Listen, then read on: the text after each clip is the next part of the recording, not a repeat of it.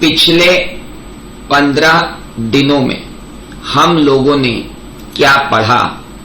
पिछले 15 दिनों में 149 appointment, 151 small share holder, 152 appointment and rotation, 153 that is 153 दिन, 154 दिन, 155 दिन, 158 दिन, 159 दिन। और दिन में भी अपने को मालूम है कि 152 एप्लीकेशन है, 153 अलॉटमेंट है, 153 एप्लीकेशन है, 154 अलॉटमेंट है, 155 नोट टू सेपरेट दिन, 158 कोट द दिन, 159 पेनल्टी फॉर दिन, 160 रूट 160 जिससे नया डायरेक्टर आता है, 162 161 additional alternate nominee and resignation casual vacancy. उसके बाद 162 that was separate resolution, 163 that was proportionate representation, 164 that is we are talking about disqualification। तो मेरे बच्चों सेक्शन तो छोड़ो, सबसेक्शन तक याद है अपने को, और मैं बिना रिवीजन करे आता ही नहीं। 149 सबसेक्शन 1 था constitution of board of director, first proviso था आपको अगर डायरेक्टरशिप बढ़ानी है तो क्या करना, सेकंड प्रोविजन था वुमेन डायरेक्टर। 154(2) किसी काम की नहीं थी, 154(3) थी रेसिडेंट डायरेक्टर। 151 छोड़ दीजिए, पूरी की पूरी स्मॉल शेयर होल्डर डायरेक्टर है। 152 सबसेक्शन 1 थी फर्स्ट डायरेक्टर, 2 थी सब्सिक्वेंट डायरेक्टर, 3 थी विदाउट दिन नो डायरेक्टर, 4 थी डिक्लेरेशन फ्रॉम डायरेक्टर, 5 थी कंसेंट एंड DIR 12, 6 थी रोटेशन, 7 थी रोटेशनल रीअपॉइंटमेंट। 153 अपने आप में पूरी सेक्शन थी, 154 अपने आप में पूरी सेक्शन थी, 58 59 160 subsection 1 additional alternate nominee and casual vacancy in the office of the auditor. 161 छोड़ दो, 162 पूरी पूरी एज इट इज ही, सॉरी 160 लिख दिया मैंने, ये 161 के नीचे थे।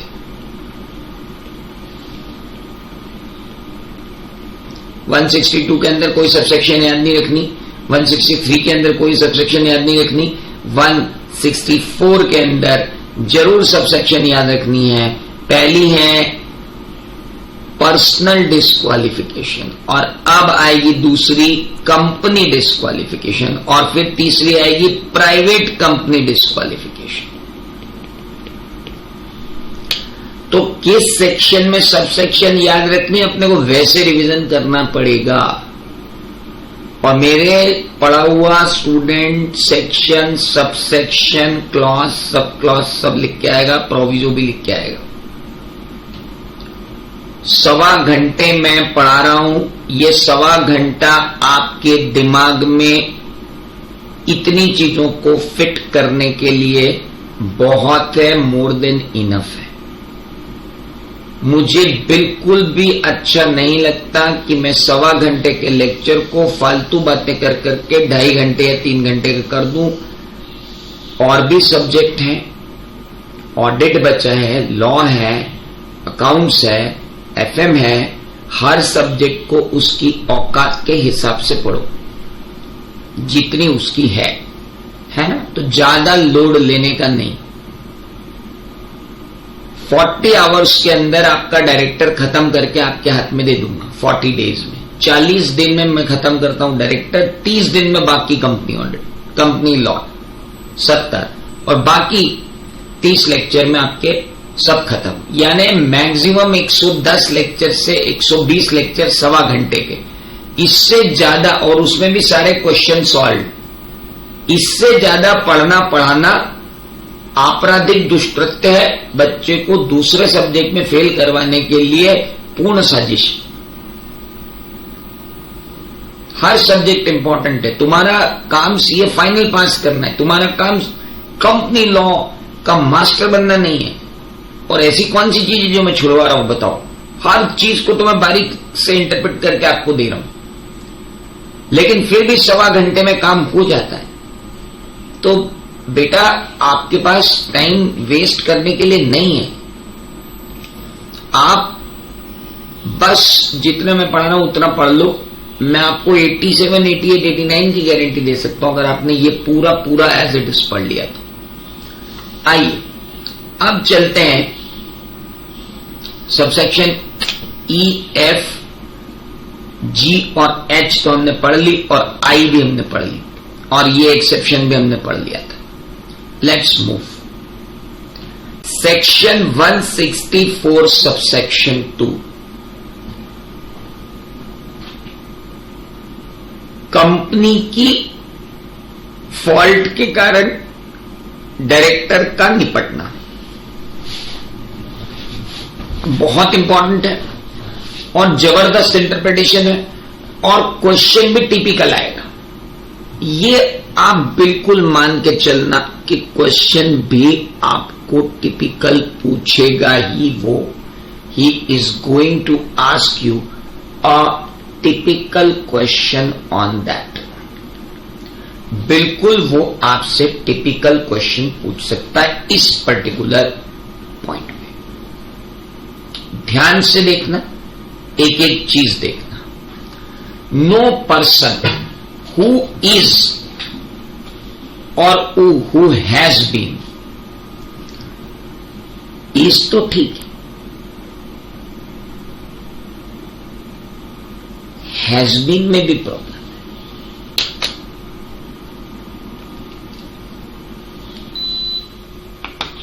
इज तो ठीक है, हैज बीन में भी प्रॉब्लम है। No person is or has been a director. कौन सा डायरेक्टर? कहीं का भी, कैसा भी, पार्ट टाइम, होल टाइम, ये वो, रेसिडेंट, प्रेसिडेंट, सब, एडिशनल, अल्टरनेट, सब सब सब सब सब, which has not filed financial statements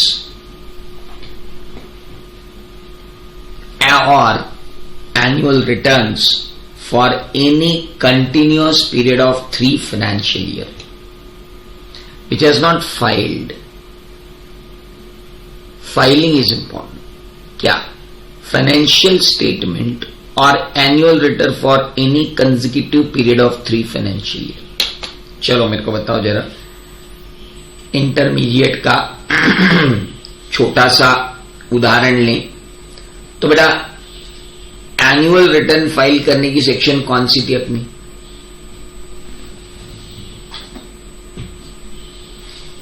ओए होए, एनुअल रिटर्न फाइल करने की सेक्शन तो बता दो।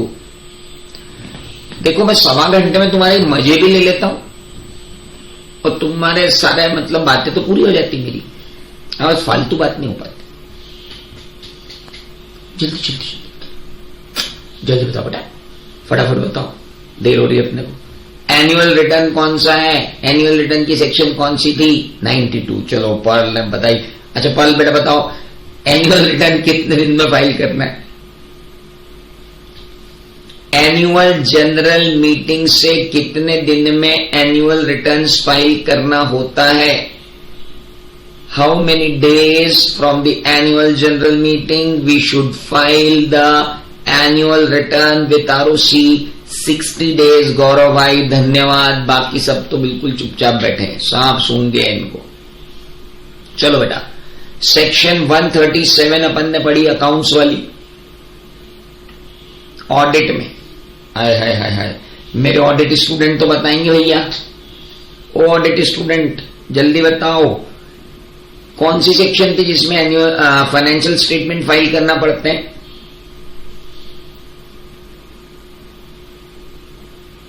वन 137 में फाइनेंशियल स्टेटमेंट कितने दिन में फाइल करना होता है बच्चा? एजीएम से कितने दिन में फाइनेंशियल स्टेटमेंट फाइल करना होते हैं जब एजीएम अडॉप्ट कर लेती फाइनेंशियल स्टेटमेंट? तो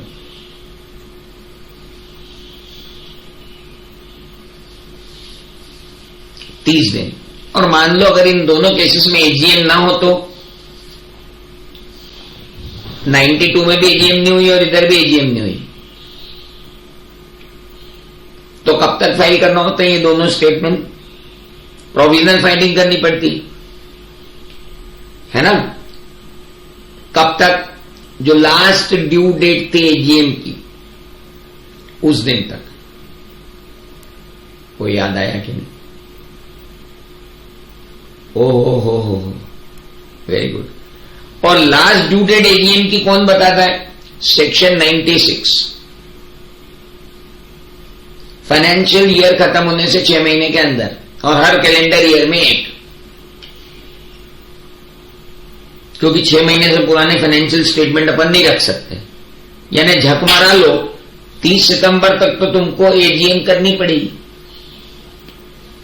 30 सितंबर को एजीएम हुई तो 30 अक्टूबर के पहले पहले भरना पड़ेगा, फाइनेंशियल स्टेटमेंट फाइल करना पड़ेंगे, और 30 नवंबर के पहले पहले तुमको एनुअल रिटर्न फाइल करना पड़ेगा।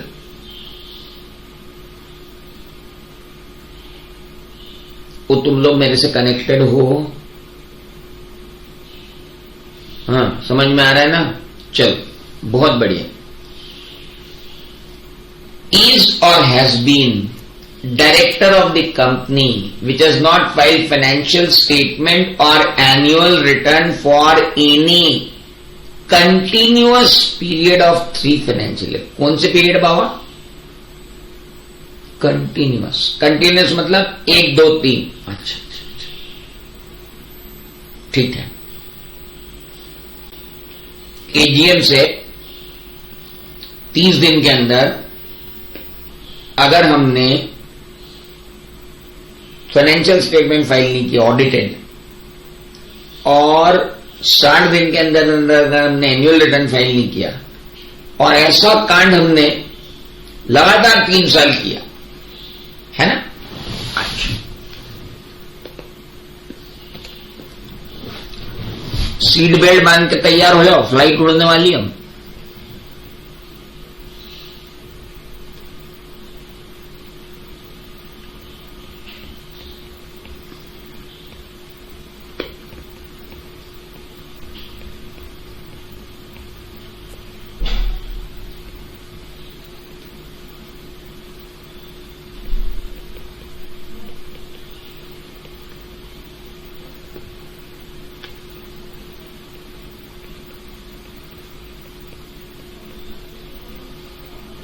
तीन कॉन्जिक्यूटिव ईयर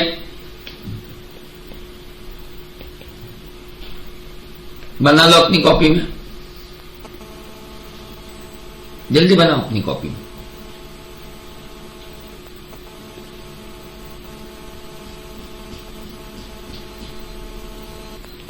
ऐसे बनाओ, ऐसे।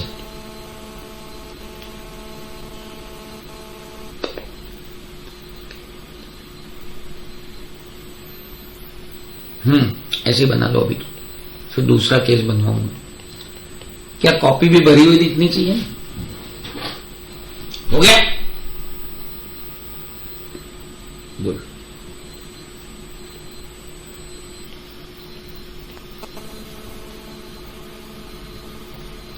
ये दूसरा केस बना लो।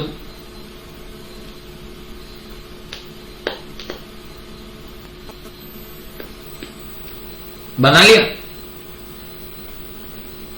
अभी तीसरा केस भी बनाना।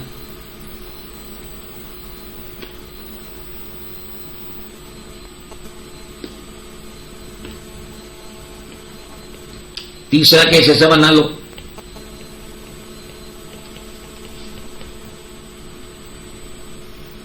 बना लिया? अच्छा, तो इन तीनों केस में आपका क्या कहना है?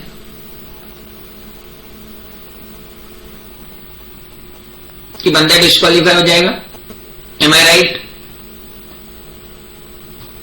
दोनों ही फाइल नहीं किए तो भी, कोई एक फाइल नहीं किया है तो भी? अरे वो बाकी लोग भी यस नो कर दिया करो। क्या सोचते हुए देखते हो? कैसे आगे बढ़ू? वो क्या आपके यस आने से मेरे को लगता है कि आपको समझ में आ रहा है, बाकी मेरे को कोई वो नहीं है। मेरे को थोड़ी सी प्रॉब्लम है कि मैं मतलब खाली बोल नहीं सकता, मेरे को उधर से रिस्पॉन्स भी चाहिए, क्योंकि ये लाइव बैच। पेन ड्राइव में तो तुम मेरे से क्या मुजरा करवाते हो 1x 2x करके, कि क्या बताऊं मैं तुमको। चलिए, नाउ बात यहां तक होती ना तो फिर असीम त्रिवेदी नाम थोड़ी रहता मेरा।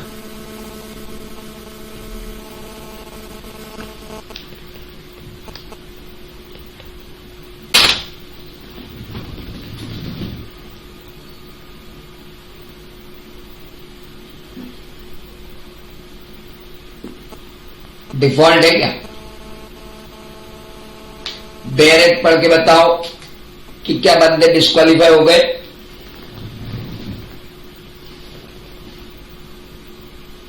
Yes, no, yes.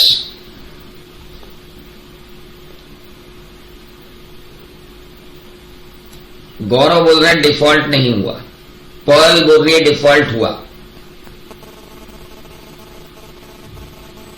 निभा बोल रही है डिफॉल्ट हुआ, दामिनी बोल रही है डिफॉल्ट नहीं हुआ, नैन्सी कह रही है डिफॉल्ट हुआ। ये हुई ना कुछ बात। मैं क्या थोड़ा सा अंग्रेजों की मानसिकता का आदमी हूं। I love divide and rule. अब पूरी क्लास जब बढ़ जाएगी, कुछ बोलेंगे हाँ, कुछ बोलेंगे ना, तो मुझे लगेगा यार मेरी कोई इंपॉर्टेंस है। अब सभी सही बोल देंगे तो फिर मेरी क्या इंपॉर्टेंस रह जाएगी पढ़ाने की। इसलिए आप मेरी भी तो मजबूरी समझा करो। गौरव भाई, नैन्सी, निभा, पर्ल यस बोल रहे हैं, दामिनी यस बोल रही है, गौरव नो बोल रहा है, नहीं दामिनी भी नो बोल रही है और गौरव भी नो बोल रहे हैं। गुड। क्या नवनीत भाई अपन क्या म्यूट ही रहेंगे क्या?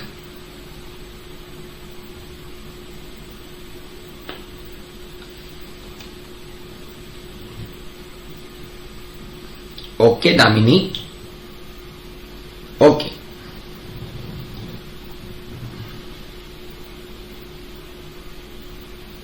दामिनी को गुस्सा आ गया एकदम। दामिनी ने कहा यार ये मानी ने मैंने नो बोला, उसके बाद ऐसे, तो उसने एकदम अपने नाम के अनुरूप वो कड़क के गिरी कि बिकॉज ये कंटिन्यूअस पीरियड ऑफ क्लियर है इसलिए डिफॉल्ट नहीं किया है सर, समझ लो। नवनीत गुप्ता जी बोले नहीं सर।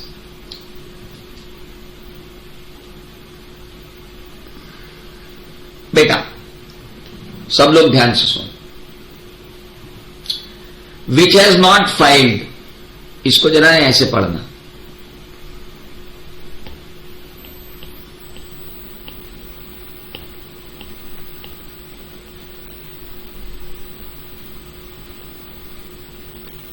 एक मिनट।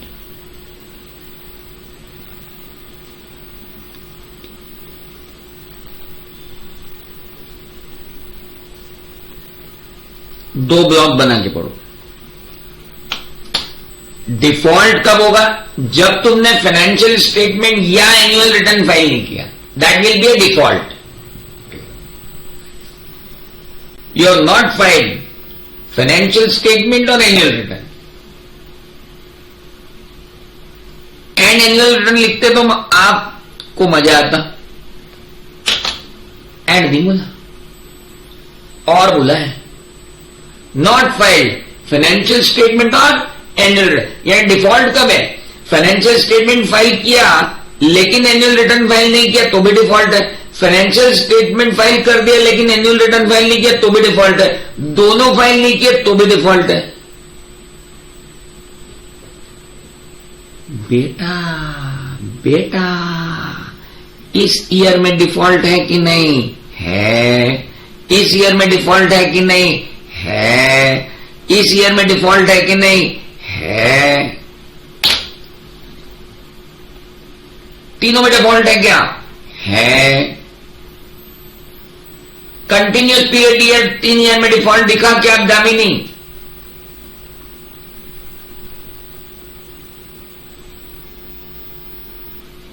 गौरव दिखा डिफॉल्ट? तीनों ईयर में डिफॉल्ट है मेरे दोस्त। आप गए। There is default in all the 3 years and you are finished.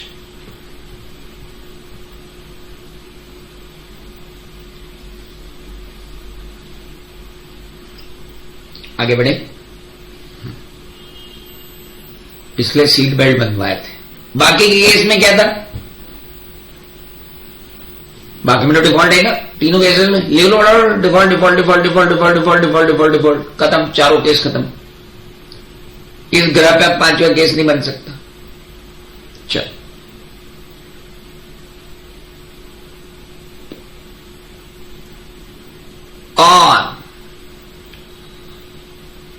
चलते हैं बी पे। लेकिन सर, चलो बी पे आते हैं। Has failed to repay the deposit accepted by it.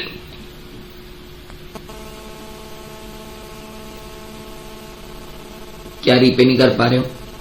Deposits और पे इंटरेस्ट दे रहा हूं, मतलब डिपॉजिट का रीपेमेंट नहीं कर पा रहे हो और इंटरेस्ट भी नहीं दे पा रहे हो, और इन दोनों के बीच में भी और लगा है। दूसरा, और to redeem any debenture on due date और pay the interest due thereon और pay any dividend declared and such failure to pay redemption in debenture is continuous for 1 year or more.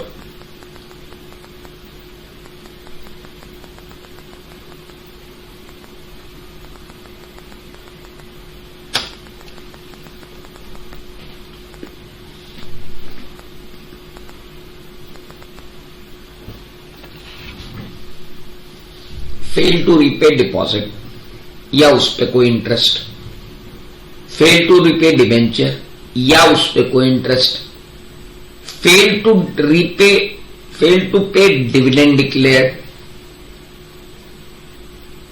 And such failure to pay और redeem continuous for 1 year, पूरे 1 साल तक continue रहा। अच्छा, मतलब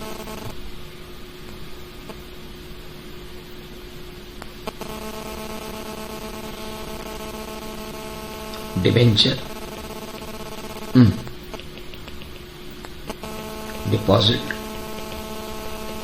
debenture, dividend, 3D। क्या मालूम क्यों टीचर इसको रटवाते हैं 3D? 3D करने की क्या जरूरत? डिपॉजिट, डिबेंचर और डिविडेंड।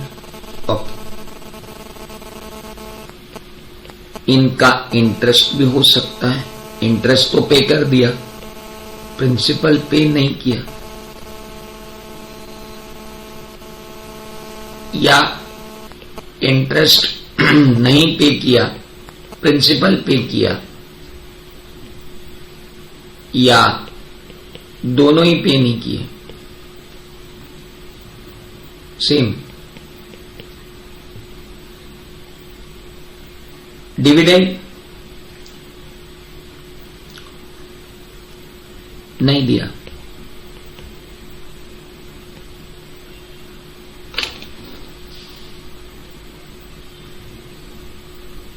क्या हर केस में डिफॉल्ट है?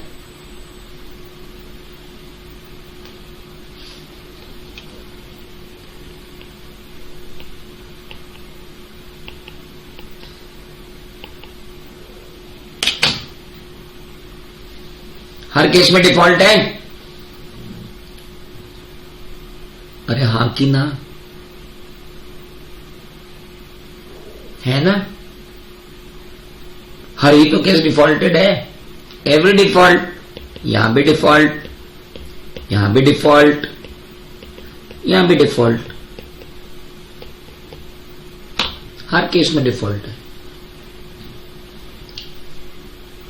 मतलब सिंपल सी बात है, इन टेबलों में कहीं भी एक जगह क्रॉस लगा तो देयर इज डिफॉल्ट। किसी भी एक कॉलम में, किसी भी एक रो में क्रॉस लग गया,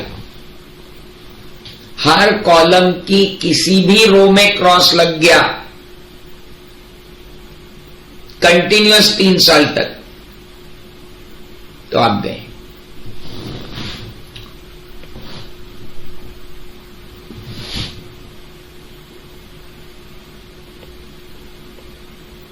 क्या यहां कंटिन्यूअस 3 साल चाहिए? पहले तो ये देखो,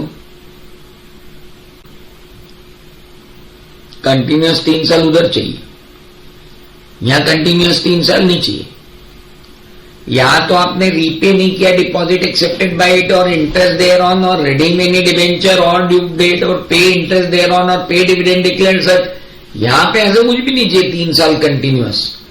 यहां तो किसी भी एक साल किसी भी कॉलम में किसी भी रो में क्रॉस लग गया, चाहे डिबेंचर में क्रॉस लग गया, कि उसके इंटरेस्ट में क्रॉस लग गया, कि डिविडेंड में क्रॉस लग गया, कि उसके इंटरेस्ट में कहीं भी क्रॉस लग जाए, मतलब सीधी सी बात है, डिपॉजिट है प्रिंसिपल, डिपॉजिट है इंटरेस्ट, डिवेंचर है प्रिंसिपल, डिवेंचर है इंटरेस्ट और है डिविडेंड। ये पे किया, ये पे किया, ये पे किया, ये पे किया, ये नहीं किया।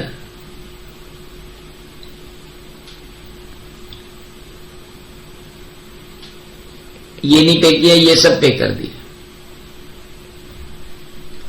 ये नहीं पे किया, ये सब पे कर दिया। ये नहीं पे किया, ये सब पे कर दिया। ये सब पे कर दिया, ये नहीं किया, हो गया तो कुछ भी कर लो यार। और जो ड्यू डेट थी, वो ड्यू डेट से कितने साल? 1 साल निकल गया। अगर ड्यू डेट से 1 साल निकल चुका है and such failure to pay or redeem continues for 1 year, तो 1 year खत्म होने के अगले दिन you will be disqualified। अगले ही दिन आप क्या कहलाओगे? डिस्क्वालीफाइड। अच्छा, अब एक बात ध्यान रखना, थोड़ा सा मैं आपको बेयर एक्ट पे लेके चल रहा हूं।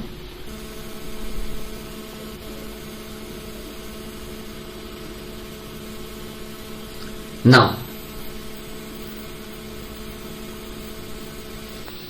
नो पर्सन ए और बी, ए और बी खत्म होने के बाद ये जो shall be eligible for the appointment as director of the company or appointed in any other company for the 5 years from the date of which said company fails to do, अब ये दोनों के लिए है या ए या सिर्फ बी के लिए? ये 5 साल की रिक्वायरमेंट ए और बी दोनों के लिए है, जो 5 साल तक डिस्क्वालिफिकेशन है, ये ए और बी दोनों के लिए है कि बी के लिए?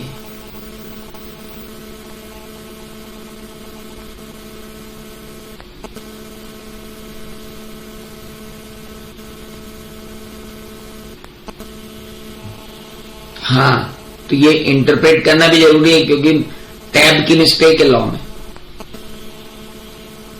जो नो पर्सन जहां से चालू हुआ ना, ये शैल भी थोड़ा सा इधर खिसक के आना चाहिए था। लॉ में ही गड़बड़ हो जाती कई बार। अगर आप एमसीए की ई बुक देखो, then you will come to know. और कल तो ई बुक में भी एक गलती निकल गई थी, बड़ा गड़बड़ है। जितना ज्यादा ये एडवांस होता जा रहा है ना इलेक्ट्रॉनिक मीडिया, उतनी ज्यादा केयरलेसनेस बढ़ती जा रही है towards the drafting, and that's a serious issue, क्योंकि लोग समझते ही नहीं है। अब अगर आप इस ई बुक को उठा के देखोगे,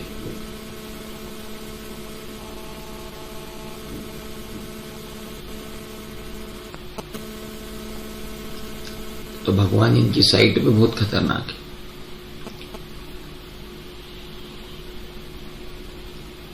क्या मालूम कितना लोड रहता है इनकी साइड।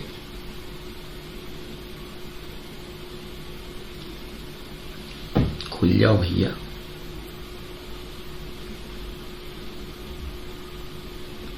नाउ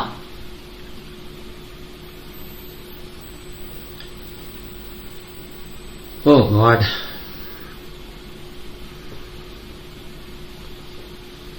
$164 आ जाओ, खुल गई, लीजिए। देखो ना, शेल भी देखो कहां से चालू हो रहा है, ए और बी के बाद एक स्पेस देने के बाद शेल भी दे रहे हैं, ये सही तरीका है। और वैसे ये भी सही तरीका नहीं है। इस शेल बी को नो पर्सन के साथ आना चाहिए। जितना इन्होंने इलेक्ट्रॉनिक कर दिया है ना, ये उतना बेवकूफी हो गया है। अब आप देखो यहां पे कुछ समझ में ही नहीं आता कि साला कौन सा किसके साथ चिपका हुआ है। ये तो फिर भी ठीक है कि इन्होंने नीचे एक स्पेस दे दी, लेकिन जब इसको कट कॉपी पेस्ट करके आप लेके आते हो, जैसे मैं यहां लेके आया, अब मैं यहां लेके आया तो मैं टैब हटाता गया, खटाखट खटाखट खटाखट, वो शेल भी उधर चिपक गया। वो शेल भी वहां चिपका हुआ नहीं है, वो शेल भी यहां से हटा हुआ है। तो it is for both A and B, ध्यान रखना। अच्छा, अगर ऐसा कांड कर दिया जो ए में दिया है और बी में दिया है, तो क्या होगा? No person shall be eligible to be reappointed as director of that company. उस कंपनी में तो तुम वापस आ ही नहीं पाओगे। और अपॉइंटेड इन अनदर कंपनी, और किसी और कंपनी में भी अपॉइंट नहीं हो पाओगे for a period 5 years from the date on which said company fails to do so.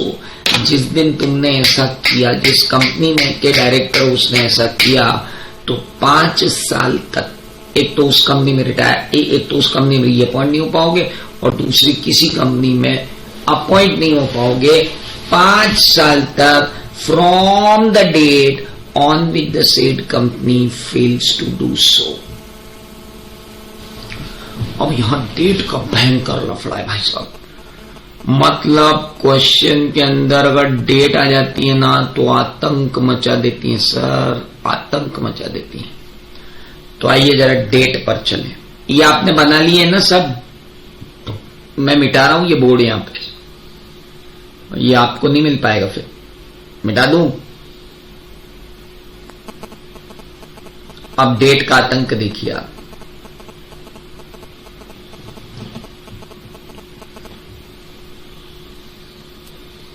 Financial statement, annual return, deposit, debenture, dividend.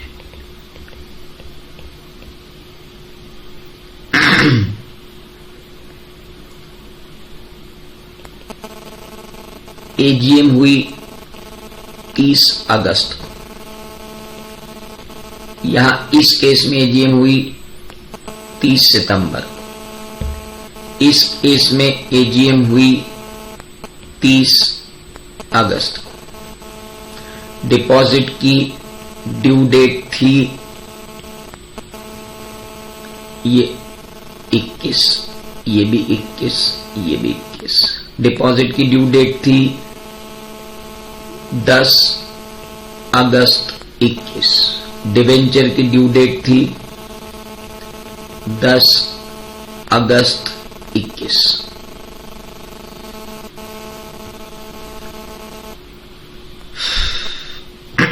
अब एजीएम की ड्यू डेट, एजीएम की डेट से ड्यू डेट निकालते हैं किसकी? फाइनेंशियल स्टेटमेंट के file होने की।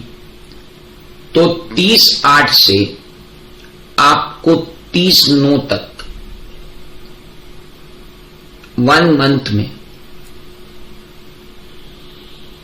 फाइल करना था फाइनेंशियल स्टेटमेंट, और 30/9 से 30/11 तक आपको फाइल करना था एनुअल रिटर्न। डिपॉजिट की ड्यू डेट तो यही रही, डिबेंचर की भी यही रही, डिविडेंड की भी यही रही।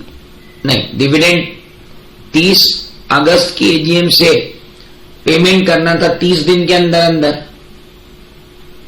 है। डिवेंचर का पेमेंट करना होता है अपने को कितने दिन के अंदर अंदर? 30 डेज के अंदर अंदर पेमेंट करना होता है अपने को। डिफॉल्ट नहीं होना चाहिए डिवेंचर के अंदर, है ना। तो अब प्रॉब्लम आ रही है कि डिविडेंड डिक्लेयर तो गया 30/8 से, लेकिन उसकी ड्यू डेट जो होती है कि जिसके विद इन उसका पेमेंट हो जाना चाहिए, वो आ रही है आपकी 30 सितंबर।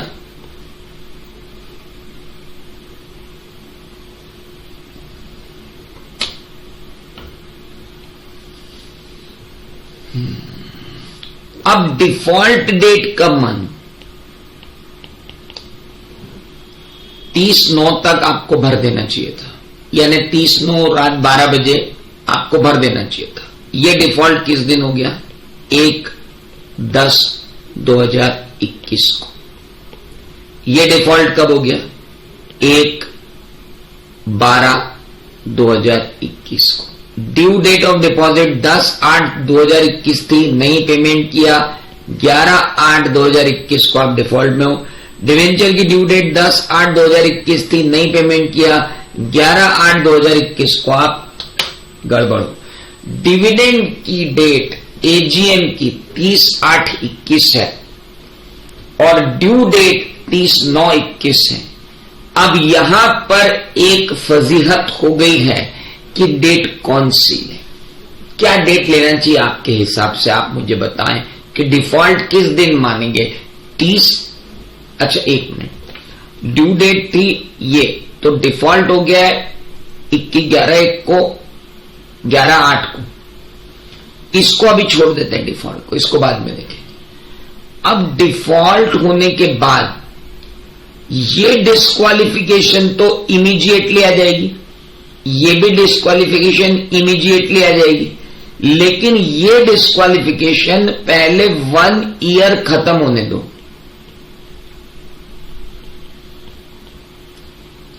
और 1 ईयर कब खत्म होगा? 11/8/21 से 11/8/22।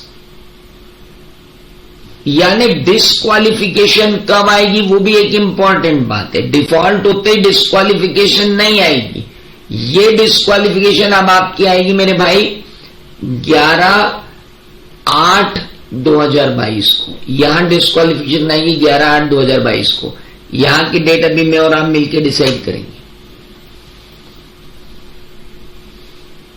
क्या आपको समझ में आ रहा है डेट का लफड़ा?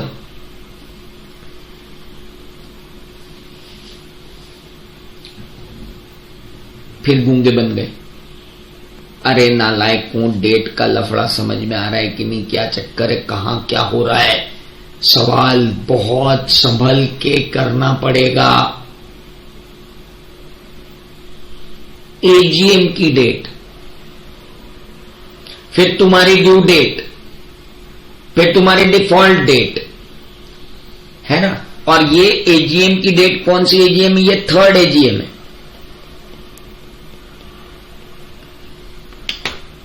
Consecutively 3rd AGM. इसके पहले भी 2 डिफॉल्ट कर चुके हो।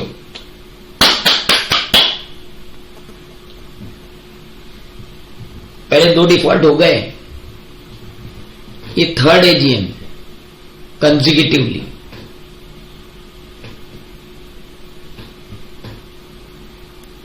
अब पढ़ लो जरा बोर्ड को और थोड़ा समझो चीज को।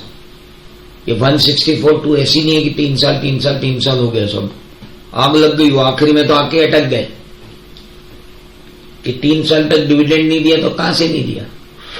डिक्लेरेशन से नहीं दिया कि ड्यू डेट से नहीं दिया? और 1 साल कहां से गिनूं?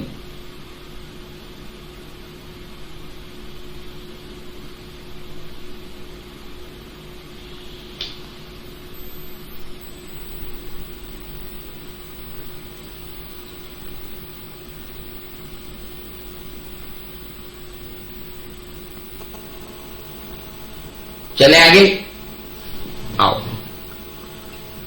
तो बाबा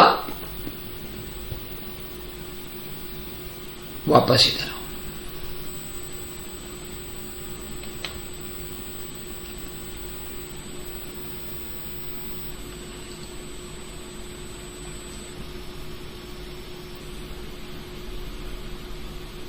बहुत ध्यान से, एक बम गिराने वाला हूं मैं। तैयार? बढ़ो आगे। तैयार हो? चलो देख बेटा, ड्यू डेट और इंटरेस्ट ड्यू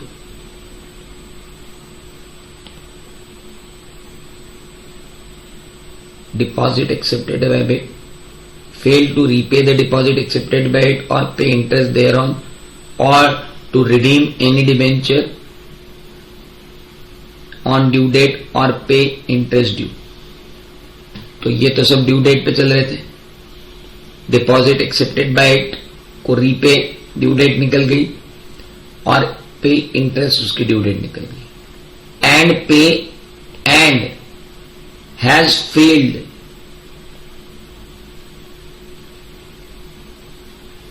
पे एनी डिविडेंड ड्यू नहीं, डिक्लेयर. अरे भगवान, अब क्या करें?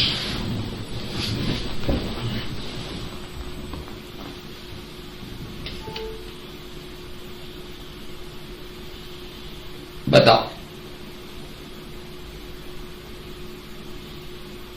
आराम से आन दो. ड्यू डेट की डिक्लेरेशन डेट.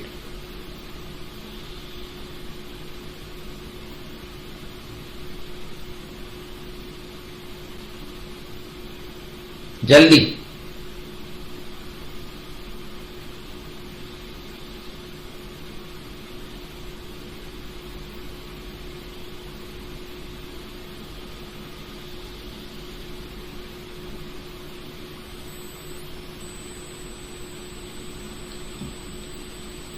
बताओ साहब.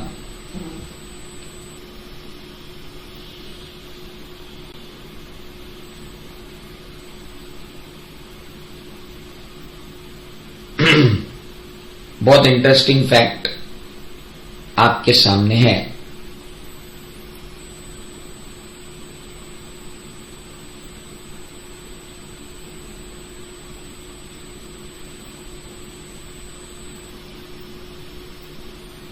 Due dates. तो ड्यू डेट क्या होगी?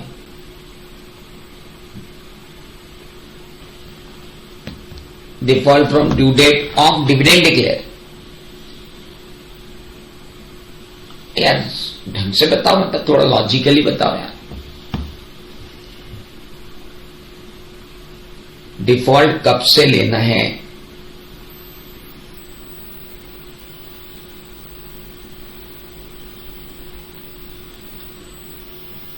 देखो, fail to repay the deposit accepted by it or interest thereon or to redeem any debenture or the due date or pay interest due thereon or pay any dividend declared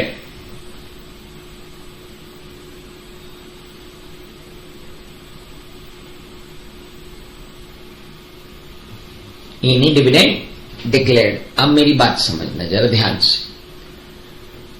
company fail to pay dividend कब कहलाएगी?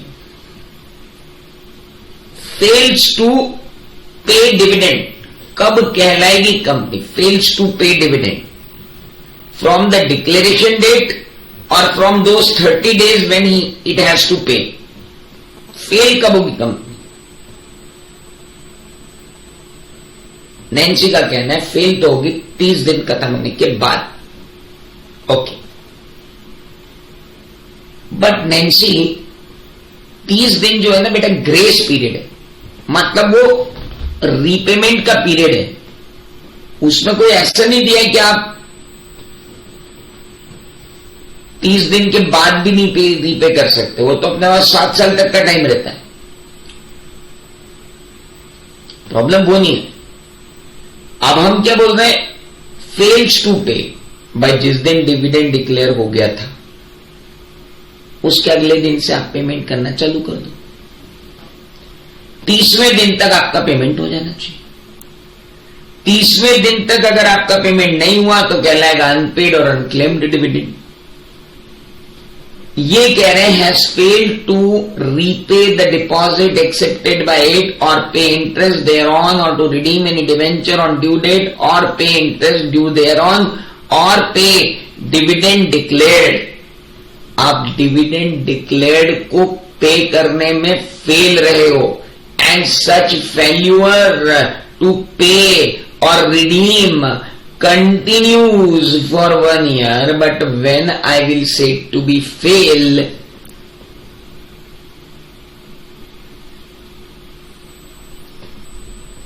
तो सभी का ये मानना है, यहां पे जितने भी लोग हैं, कि फेल तो आप तभी होगे जब आप 30 दिन के अंदर अंदर due date of dividend pay नहीं करते हो। तो मैं भी आपके व्यू को एक्सेप्ट करते हुए इसको कंक्लूड करता हूं कि यहां पर मुझे 30/9 होना चाहिए कि 30/10 होना चाहिए।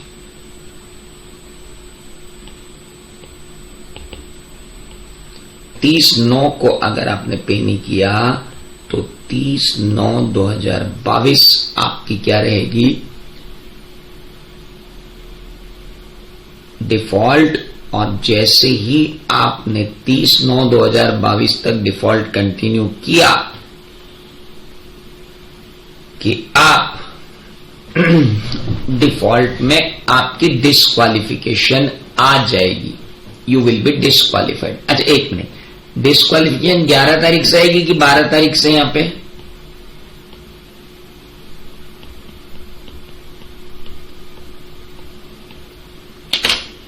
एक दिन तो लेना पड़ेगा ना, 12/8, 12/8, 1/10, 12/8, 12/8 और 1/10।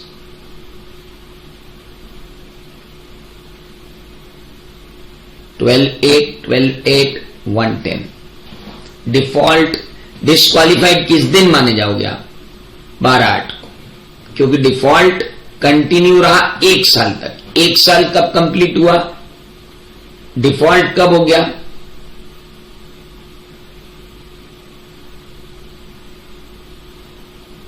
नहीं सॉरी, हां डिफॉल्ट किस दिन हुआ? सॉरी बिल्कुल सही लिखा था मैंने, जस्ट अ मिनट। अपन ने 4 डेट ली, ड्यू डेट 10/8 है, डिफॉल्ट किस दिन माना जाएगा? 11/8/2021 को। तो 11/8/2021 को ही आप गायब हो जाओगे। हाँ, अपन ने डिफॉल्ट डेट ली है ना, तो ये भी आएगा 11/8/2021। ये 30/9/2021 है, तो आपका डिफॉल्ट कब माना जाएगा? आपका डिफॉल्ट माना जाएगा 1/10/2022 को, और 1/10/2022 को आप बाहर हो जाओगे। अब सही,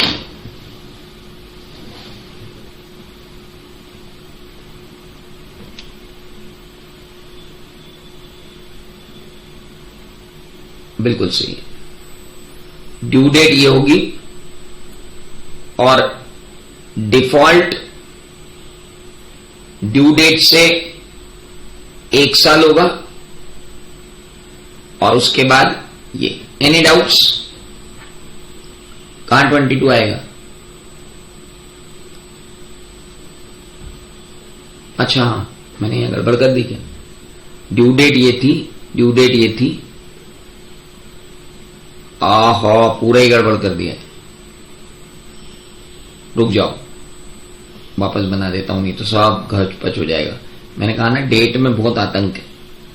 जरा सी डेट लिखने में, अगर आप समझाने में और डेट लिखने में गड़बड़ कर दो तो गड़बड़ हो जाती है। 1 मिनट, ये 30/9/21, तो डिफॉल्ट ड्यू डेट तो ये रही है। अब ड्यू डेट से डिफॉल्ट हुआ, ये तो इमीडिएटली इनको 1 साल चाहिए।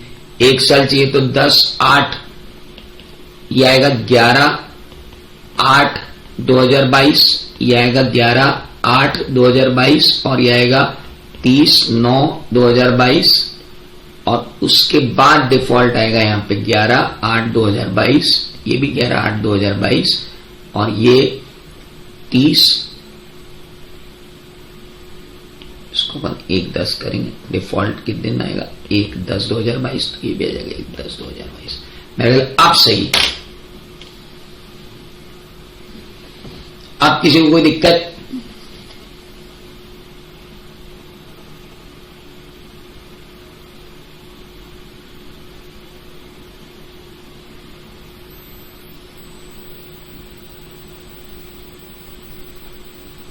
फिर से समझाता हूं, एक एक करके केस लेते हैं। Due date of AGM, third AGM हुई 30/8/2021, थर्ड एजीएम हुई 30/8/2021 को, और लगातार डिफॉल्ट कर दिया 30/9/2021 को, तो 1/10/2021 को आपका डिफॉल्ट हो गया और आप इमीडिएटली डिस्क्वालीफाई हो गए। क्या ये सही है? यस करते जाओ, एक एक को खत्म करते। पहला क्लियर है? ओके। थर्ड एजीएम हुई 30/9/2021 को और due date of annual return थी 30/11/2021। 1/12/2021 को इमीडिएटली डिस्क्वालीफाई हो गए। Any doubt? अब वापस डिपॉजिट की ड्यू डेट 10/8/2021 थी, तो ड्यू डेट आपकी 10/8/2021 ही। आपने पेमेंट नहीं किया 10/8/2021 की ड्यू डेट से 1 साल, तो 10/8/2021 से 1 साल 10/8/2022 होगा। 10/8/2022 होगा 1 साल, मतलब 11/8/2022 को 1 साल से ज्यादा चला गया। ड्यू डेट थी 10/8/2021, यानी ड्यू डेट तो आपकी वही रही। ड्यू डेट को पेमेंट नहीं किया और वो पेमेंट नहीं किए को 1 साल हो गया, यानी 10/8/2021 से 1 साल अगर मैं ले लूं तो 11 डिफॉल्ट कब हुआ? 10/8/2021 को ड्यू डेट थी, तो डिफॉल्ट हुआ आपका 11/8/2021 को। 10/8/2021 आपकी ड्यू डेट थी, तो 11/8/2021 को आपका डिफॉल्ट हुआ। इस 11/8/2021 के डिफॉल्ट को 11/8/2022 पूरा 1 साल हो गया, तो 11/8/2022 को अगर आपने पेमेंट नहीं किया तो अब आप डिस्क्वालीफाइड किस दिन हो जाओगे? When you will be disqualified? 12/8/2022 को कि 11/8/2022 को ही? 11/8/2021 को ड्यू डेट थी,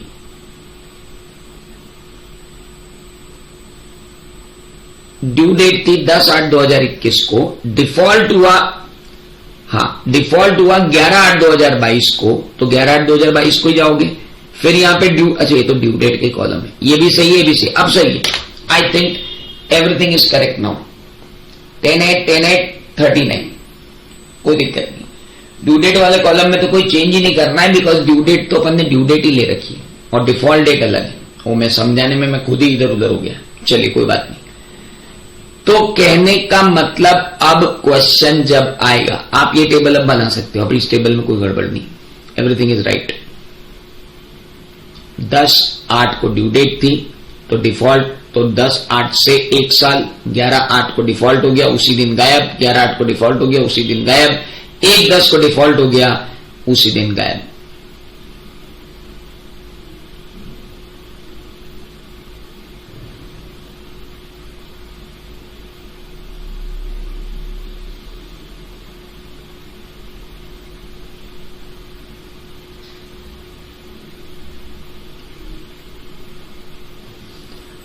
डिफॉल्ट के बारे में अपन लिख रहे हैं कंटिन्यूज फॉर 1 ईयर। ये डिफॉल्ट डेट नहीं है, डिफॉल्ट कंटिन्यू 1 साल तक चला, वो वाली डेट है 11/8 11/8 11/8 11/8 11/8 11/8 कौन सी डेट है? 22 क्यों लिखा है? कंटिन्यूज फॉर 1 ईयर बोला है, डिफॉल्ट से थोड़ी बोला उसने, डिफॉल्ट कंटिन्यूज फॉर 1 ईयर, तो वो वाली डेट अपन ने ली। तो थोड़ा सा डेट का ख्याल करना ही पड़ेगा आप सब लोगों को। चलो कोई बात नहीं, अब आगे आ जाओ। For 1 year or more shall be eligible to be reappointed as director of that company or company other company for a period of 5 years from the date on which said company fails to do so। अभी तो एक लफड़ा और है, मैं वापस कब आऊंगा? तो डिस्क्वालिफिकेशन से 5 साल,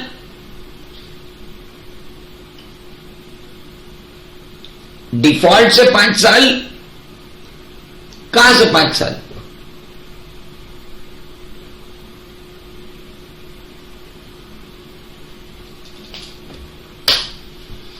ये इतनी इजी नहीं है यार, सारे बाल खड़े हो जाएंगे अभी डेट में, यहां से वहां तक की। इतनी इजी थोड़ी कि चार्ट बनाया ऐसा। क्या बोल रहे हैं? shall not be eligible for reappointment as director of that company or appointed in any company for a period of 5 years from the date on which said company fails to do so। fails to do so मतलब fails to do so मतलब fails to do so, ये वाले fails to do so।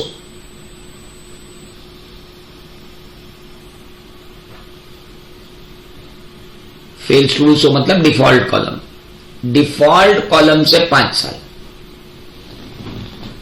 यानी 11/8/2022 से 11/8/2027 तक आप director नहीं बन पाओगे कहीं भी। 11/8/2027 तक, 1/10/2027 तक, उधर 1/10/2026 तक, उधर 1/12/2026 तक। सच डिफॉल्ट, सच डिफॉल्ट मतलब वो default. Fail to do so, fail to do so मतलब वो fail to do so, default. Fail to do so का मतलब होता है डिफॉल्ट डेट।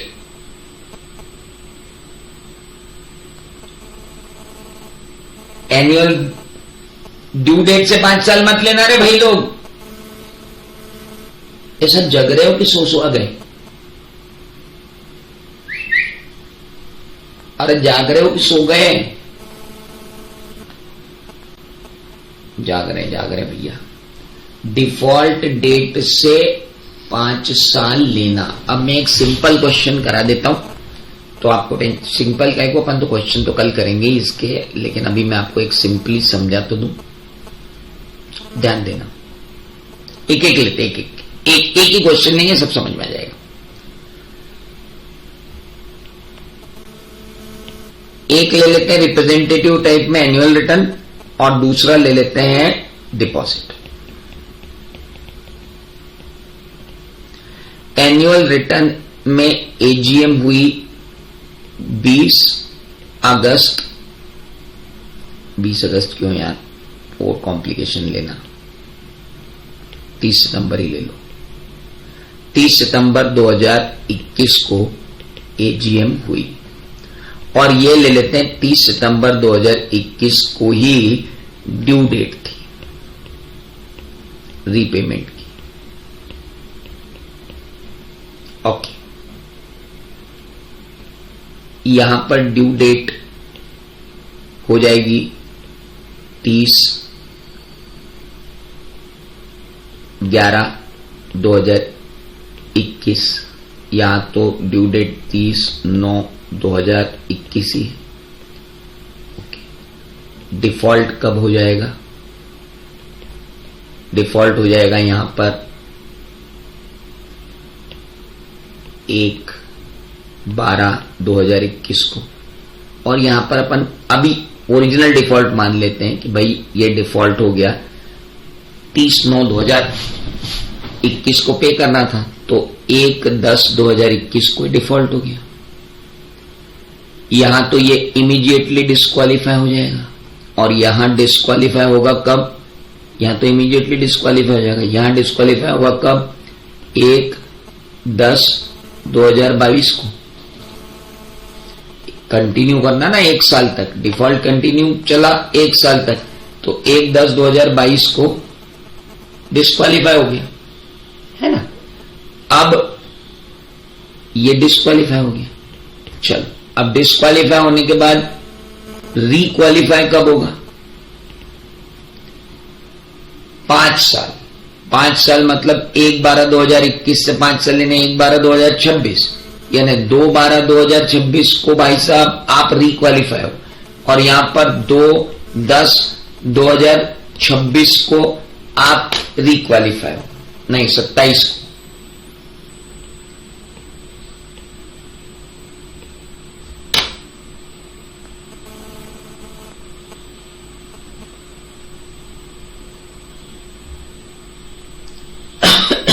आप वाला चार्ट काट दो, काटना है तो ये वाला कर लो। ये और ज्यादा क्लियर हो गया। Due date, default date, disqualification, रिक्वालिफाई।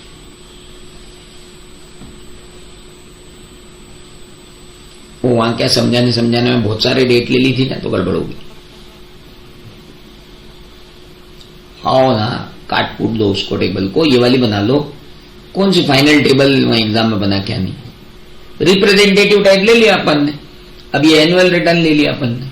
अब एनुअल रिटर्न की जगह अगर अपन ले लेते क्या, फाइनेंशियल स्टेटमेंट, तो यहां ड्यू डेट कुछ और आ जाती। पर आपको एक बेसिक आइडिया होना चाहिए कि 5 साल कैसे कैसे गिन रहे। अरे क्लियर हुआ क्या? एक ही बोल रही हां हुआ, गौरव भी बोल रहा हुआ। अरे बाकियों के क्या हाल है प्रभु? अब गड़बड़ तो नहीं करोगे? गड़बड़ तो आपने की, हमने थोड़ी गड़बड़ की, हम तो पहली बार में ही समझ गए, माफ कर दो। ऊपर रायता फैल गया, नीचे समेट दिया, अभी क्या दिक्कत है? चले आगे। तो ये थी सेक्शन 164(2), खत्म नहीं हुई अभी।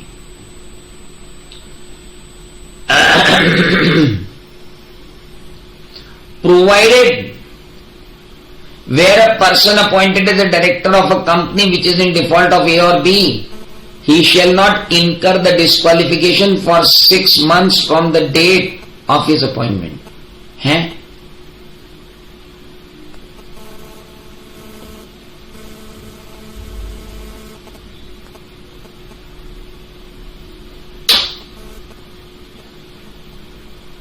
ये क्या है बे?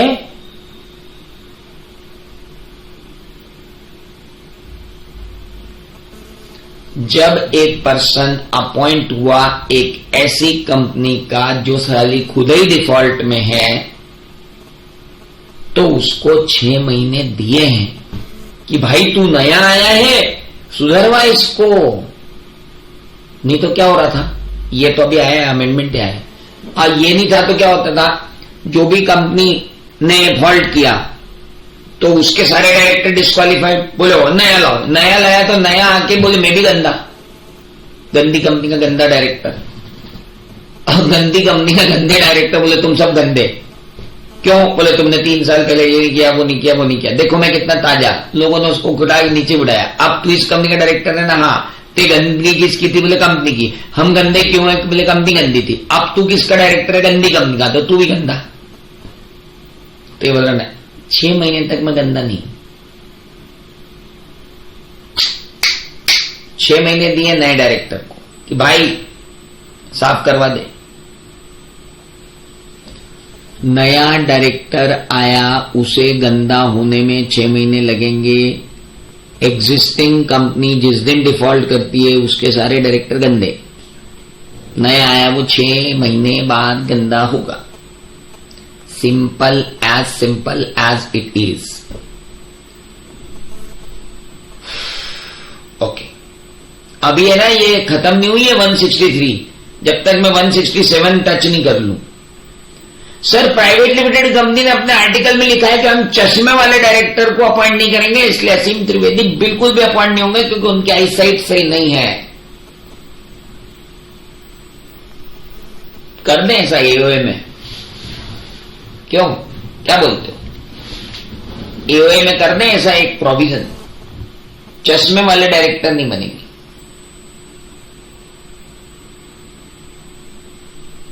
अरे हां कि ना?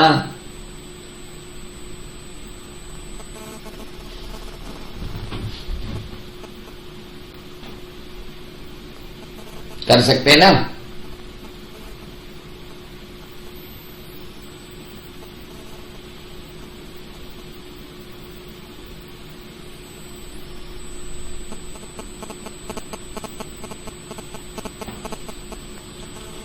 लो बताओ, लोग बताने को तैयार नहीं।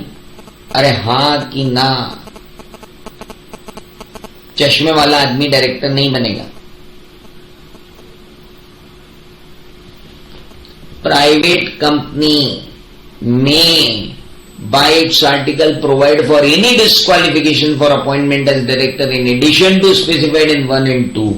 आराम से, नॉन ग्रेजुएट नहीं बनेंगे। नॉन सीए डायरेक्टर नहीं बनेगा। जो डालना है डाल लो, बस थोड़ा सा अनकॉन्स्टिट्यूशनल मत हो जाना। जेंडर बायसनेस, कास्ट बायसनेस, क्योंकि वो फिर दूसरी चीजों पे काउंटर हो जाएंगे। कंपनीज एक्ट तो फिर ठीक है ना, हिंदू मुस्लिम सिख ईसाई मत कर देना लाइक दैट। तो वो थोड़ा सा ध्यान रखना है। बाकी तो ठीक है, आपको जो डिस्क्वालिफिकेशन डालनी है वो आप डालो। सर ये सबसे खतरनाक सेक्शन थी, सेक्शन 164, लेकिन खतरा अभी टला नहीं। खतरा अभी आएगा 167 में, और उससे बड़ा खतरा आएगा 196 में। तो अभी 2 खतरे बचे हैं जो खतरनाक हैं। डेट का क्या लफड़ा होता है वो आपने देख लिया है। अब क्वेश्चन ये है कि जो बंदा 6 महीने में आया,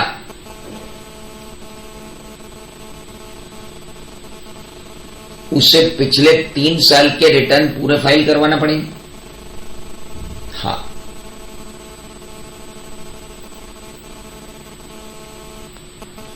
छह महीने हैं कंपनी के पास सारा कचरा साफ करने के लिए,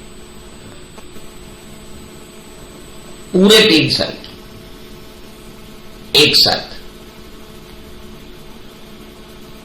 हाँ, अब 164(2) के अंदर एग्जम्पशन भी तो थी, वो तो अपन ने पढ़ी। लो जी, सेक्शन नैन्सी सही बोली, भूल गए। Section 164(2) shall not apply to government company. Above mentioned exception shall be applicable to a government company which has not committed default in filing the financial statement under 137 of the said Act and annual return 92 of the said Act with the registrar. क्या भयंकर anomaly है।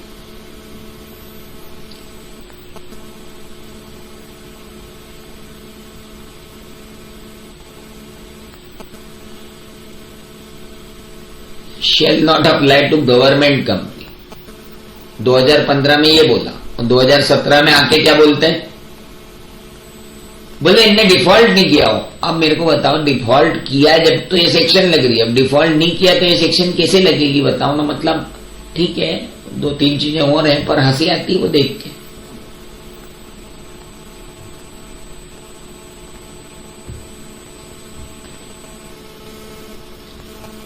हंस सकते हो आप इसको देख के। बोला तुम पे नहीं लगेगी अगर तुमने फाइलिंग ऑफ एनुअल रिटर्न और ये किया, तो साला फाइलिंग और एनुअल रिटर्न ही तो देख रहे हैं। चलो डिविडेंड वाला एक एक्स्ट्रा आ गया और डिपॉजिट वाला आ गया, बाकी उसमें बोलने की क्या जरूरत है। और ठीक है, okay, that exemption is given to government company. लेकिन ध्यान रखें सब लोग, 100% गवर्नमेंट कंपनी नहीं है यहाँ पे, सारी गवर्नमेंट कंपनी। कुछ जगह 100% गवर्नमेंट कंपनी और कुछ जगह सारी कंपनी। आज की कमाई क्या रही, ओनली 164 सबसेक्शन 2 and 3 इतना रहता है। और अभी तो कोरिलेशन बाकी है, 164 सबसेक्शन का 167 के सबसेक्शन के साथ कोरिलेशन कल होगा, फिर 196 होगी, और उसके बाद होंगे ढेर सारे सवाल। मिलते हैं कल।